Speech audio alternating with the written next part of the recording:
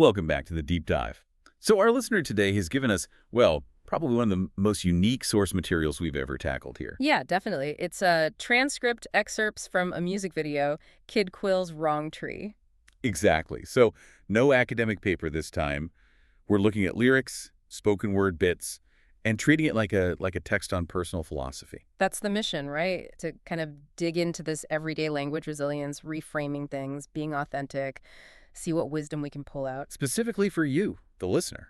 How to maybe build that positive outlook, handle gossip, define your own best day, you know? And it starts grounded, doesn't it? Not abstract theory, but this really specific emotional baseline. Yeah, that memory he throws us into. Cold night in November, back home, eating dinner. Whole fam in the kitchen. The detail about the chicken tenders, grandma's recipe. It's so vivid. It really anchors you. Yeah. But then almost immediately it contrasts with this internal chaos. Totally. That visual, staring at the bra on the string and feeling like fire, like a kite. It's comfort versus volatility right there. And vulnerability, too. That line, I'm not afraid of ice till the sun. Yeah.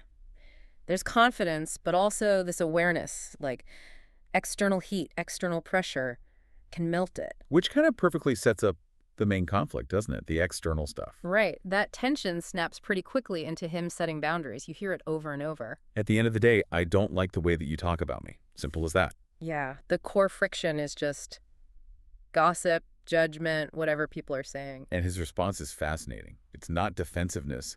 It's this whole philosophy of abundance wrapped up in the tree and the bread. The tree metaphor, yeah, that's central. Hand them out for free and make that shit right off the tree. And get your bread and beat that shit right off the tree. So what's the implication there, getting it right off the tree? Well, I think it's about authenticity, self-sufficiency. If bread is, value, success, self-worth, getting it direct means bypassing any kind of, manufactured system. So forget scarcity. Forget needing someone else's stamp of approval. Exactly. He's saying, my value is natural, it's abundant, it renews itself. I don't need your validation, your market, your gossip. While you're busy talking about my slice, I'm tending the whole tree. Yeah. It kind of renders the gossip powerless, doesn't it? Because he's playing a different game, operating outside their, critic economy. It's a strong stance. But it's not totally reckless. There's that warning attached. Oh, yeah, the caveat. That's crucial. Just don't burn up the one that got me. And also, don't burn the money when they got me. Why is that so important? Protecting the source. Well, that's the anchor, right? It stops the whole abundance thing from becoming just self-absorbed destruction. If the tree is your authenticity, your core source. Then burning it means selling out, chasing trends, compromising. Precisely. Destroying the foundation that allows you to be self-sufficient in the first place. You get a quick win, maybe, but you kill the long-term source. You got to protect the process, not just chase the product. Exactly. Preserve that ability to regenerate. Stay true to whatever that tree represents for you. And that idea, preserving integrity, it gets tested almost immediately in the text, doesn't it? Yeah. We shift from the abstract warning to a very real interpersonal thing. Yeah. I gotta know that you left on my car. The note. Right. Theory meets reality. Someone did something, there's conflict. But look how he handles it. First, he owns his feeling. I gotta say, I think you took it too far. Valid. But then, this is the shift. He concludes, end of the day, I'm enough to say that it isn't your fault. No, it isn't your fault. That is a huge internal pivot. He feels what he feels, but he refuses to assign the ownership of the conflict, the blame, externally. He takes the power back. Saying it isn't your fault is almost like saying your actions won't dictate my state. Yeah, it's like emotional non-ownership of external triggers. And that feeling, that resolution, seems to be the real launch pad for what comes next. The pivot to conscious joy. Yeah. Because he neutralized that external conflict internally. And the trigger for that shift is purely sensory, isn't it? Yeah.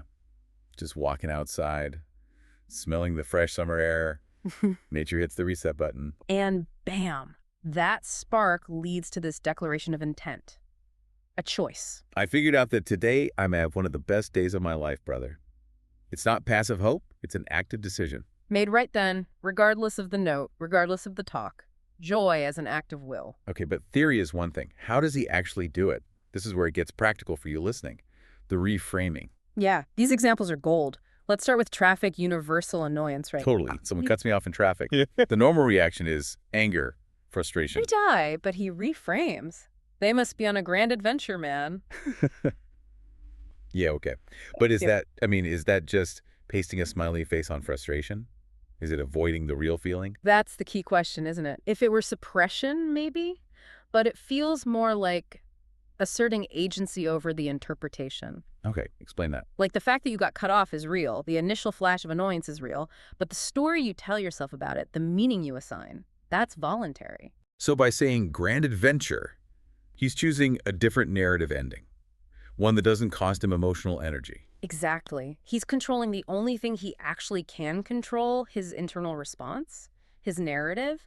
He chooses not to let the external driver hijack his internal state. Okay, that makes sense. Controlling your reaction. And the second example reinforces that, right? Yeah. The grocery store. The person who is rude to me in the grocery store, again, easy to get sucked into that negativity. But his reaction. Observation, almost. Detachment. He says, that shit get me giggling. Giggling. Not anger, not hurt, but amusement. It seems like it. It's like the rudeness is so absurd, so out of place in that mundane setting, that it becomes kind of comical. He doesn't internalize it as a personal attack. It's like he's watching a weird play unfold.